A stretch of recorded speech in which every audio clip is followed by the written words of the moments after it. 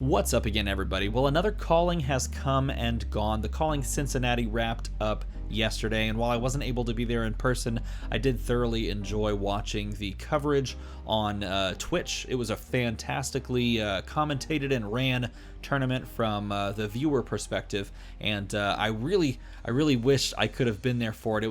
It was fantastic to get to watch it, though. However, even though I wasn't actually able to be there, and predictably or unpredictably, it depends on which side you're looking at it from, we had a finish that looked very similar, similar to the way that the Calling DFW wrapped up, in that Oldham was able to take down the entire tournament there in the top 8.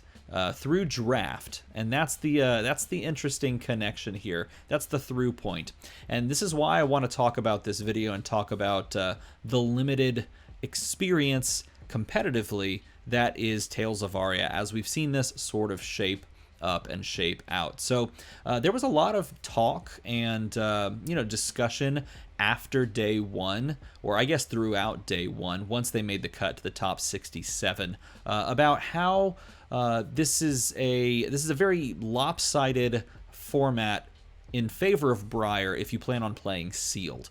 There was this post that was made actually by Flesh and Blood, by Fab TCG, on Twitter that said, Briar is the queen of Cincinnati. 67 players made the cut to the first draft of Fab Cincinnati, and of those 67 players, 52 of those players played Briar.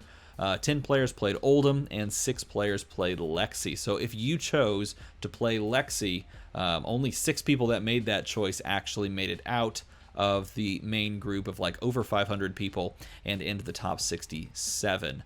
So the question was, okay, if this is a really good, if this is like the best of the best when it comes to limited play sets in Flesh and Blood, why do we see such of like a disparity between Briar and everybody else when it comes to something like sealed?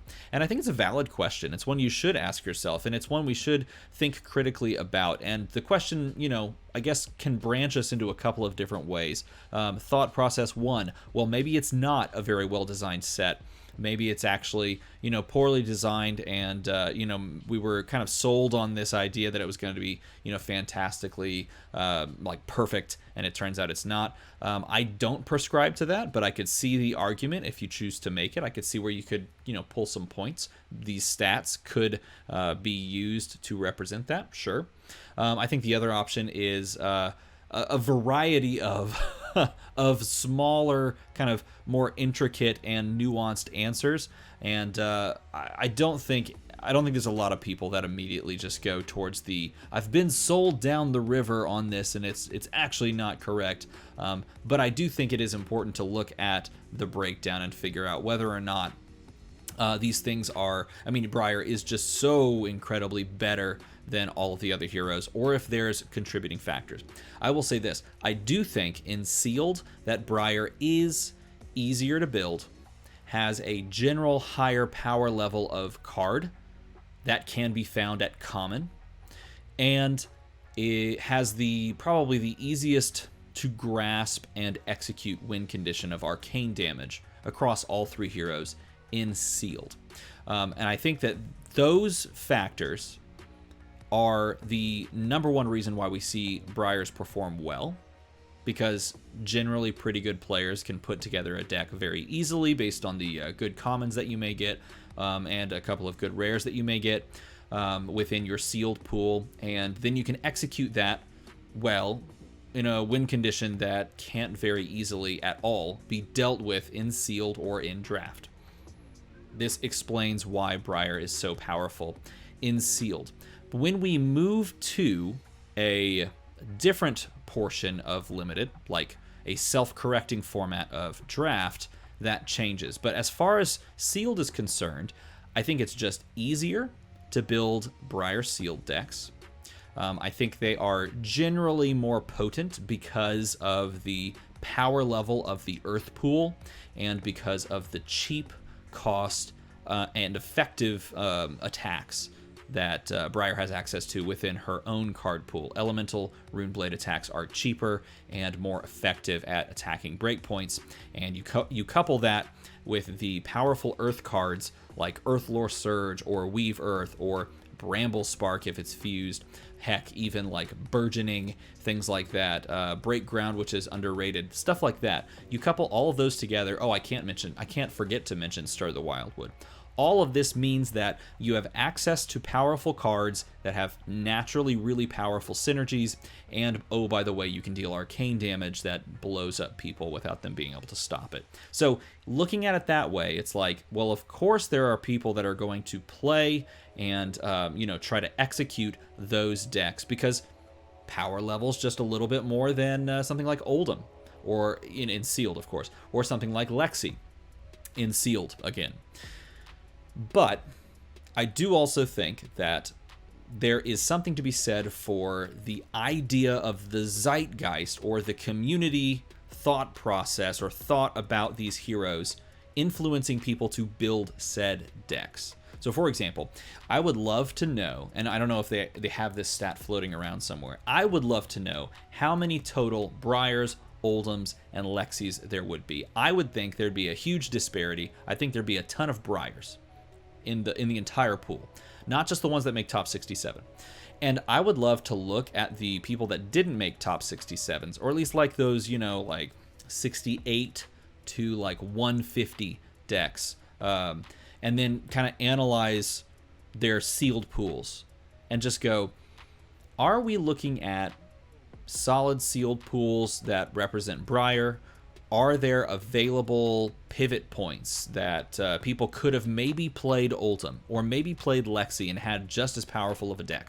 But instead of doing that, they chose to go with what the community perceives as the clear best hero in the format in Briar. So they just went with Briar. And you could probably look and see the same thing at the like 150 to 250 range, and you may see even more of a leaning towards just going with what people know or going with what people think is good because they see arcane damage or they see big powerful attacks that are easy to pay for in a pinch, which is really good. And again, it makes Briar very powerful.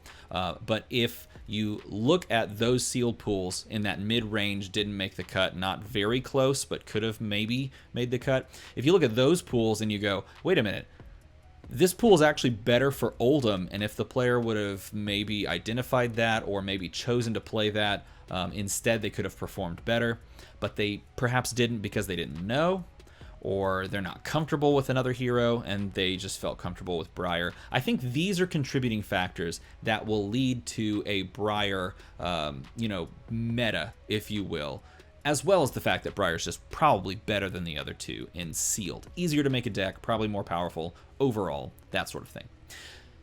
Interestingly, though, we don't see that panning out in Draft, and this is why I want to talk about Draft, because Draft is a self-correcting format in the sense that if everybody sits down and tries to draft a Briar deck, everyone's deck will suck.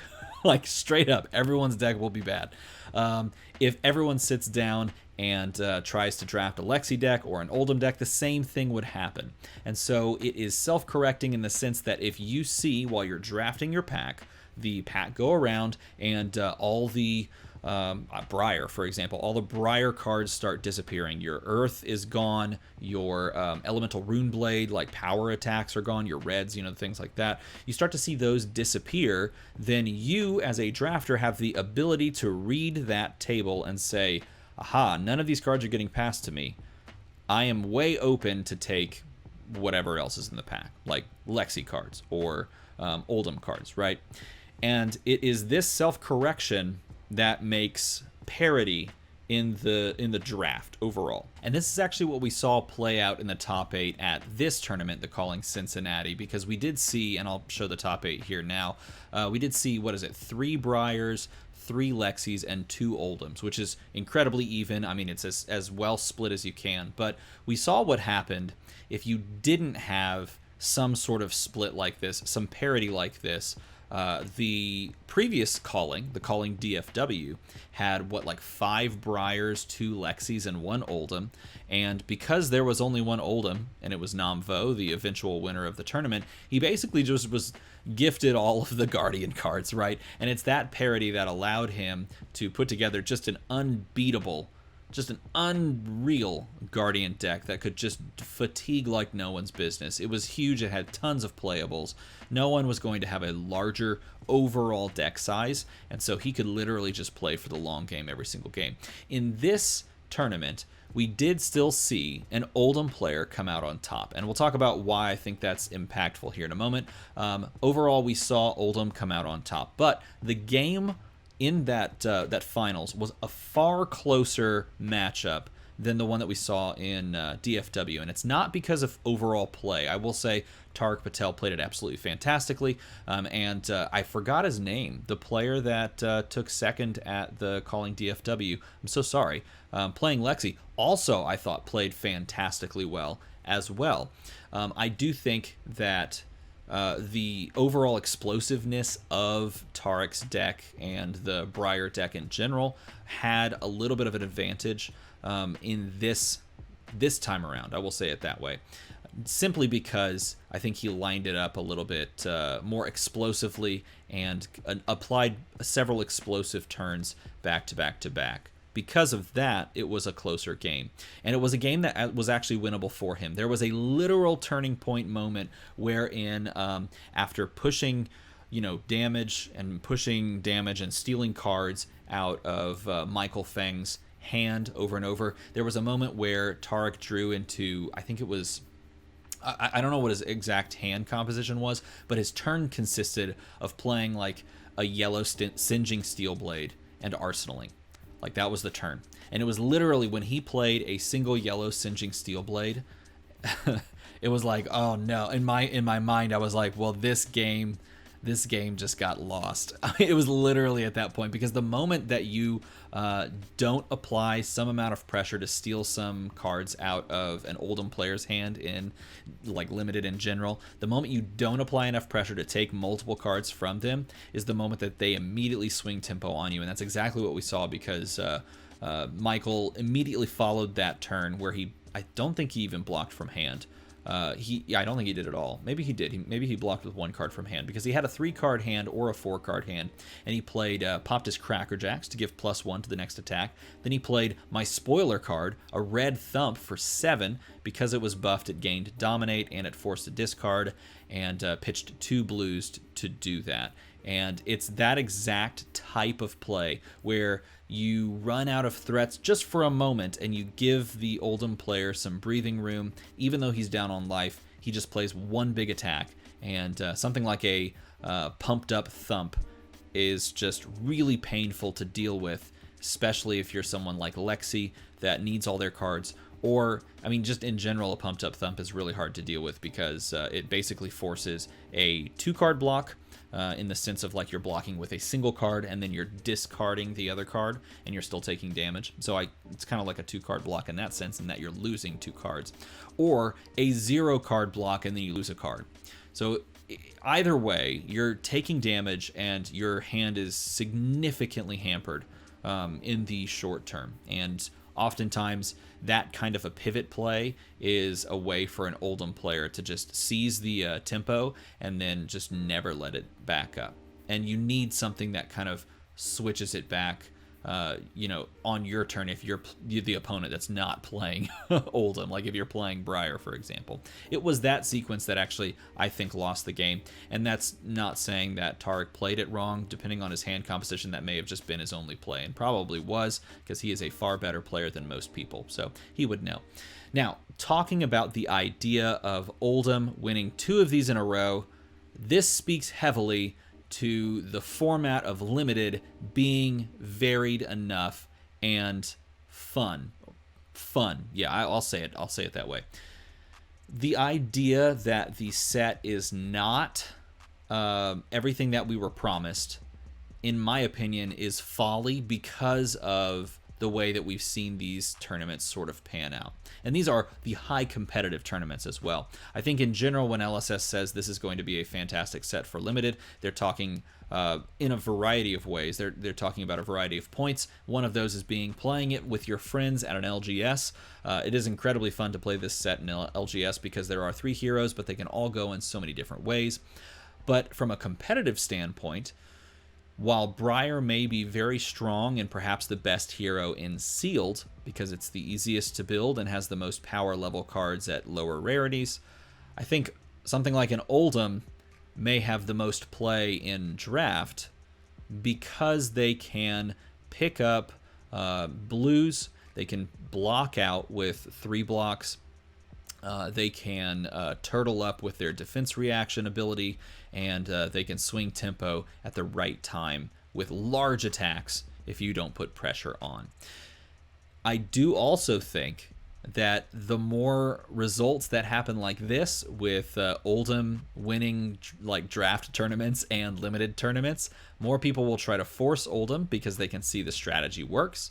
And if that's the case, then things open up for Briar a little bit, which I still think people are going to be forcing Briar. I thought people would force Briar at DFW. They did. I thought people would force Briar here. They did, and it works. I mean, if you force Briar in Sealed, it works. If you force Briar in Draft, it may still work, but not necessarily strong enough to win the entire thing. And that's not saying that they did force Briar, but it does speak to the idea that if you just go for one hero, it just always pans out. Not so much. Unfortunately, all of this says bad things for Lexi, who just can't really get a break. And it's like, oh man, we just got a new Ranger hero, and it's not panning out super well for everyone that loves Ranger. I do still think Ranger is very good, and I do think that dominated arrows in general are very good because it's a solid win condition that you can execute turn after turn. The issue lies in the fact that you don't have a weapon that generates you value on the board. Rosetta Thorn, if you get the 2 and 2, generates you value for 1 resource, and it never goes away. It's infinite. Titan's Fist generates you value every single turn by attacking with it, and you just block with the other 3 cards from hand. Keep blue, attack with Titan's Fist, you're happy. Shiver dominates your arrows, so you better not run out of red arrows or even yellow arrows, because if you do, your weapon is just an empty bow. And I think that's one of the fundamental issues, and I think it's one of the things that holds back Ranger in general, which has always kind of been the thing. Ranger's always had more hoops to jump through because you got to fire these arrows, and the way that arrows work in the game is functionally different from just attacking. So your weapon is obviously having to be a bow. They should design a bow that has razor blades on it so that you could also use it as a melee weapon. That's coming. Next supplemental set, that's the answer right there. It's going to be a melee bow. Then all will be right with the world and everyone can play Ranger like they all want to. So this is the wrap up for the Calling Cincinnati from a competitive perspective, at least from an outwardly looking perspective, because I wasn't up close and personal with it this time. I just wanted to kind of give you my thoughts on the format as we've seen it unfold for the past 2 weeks.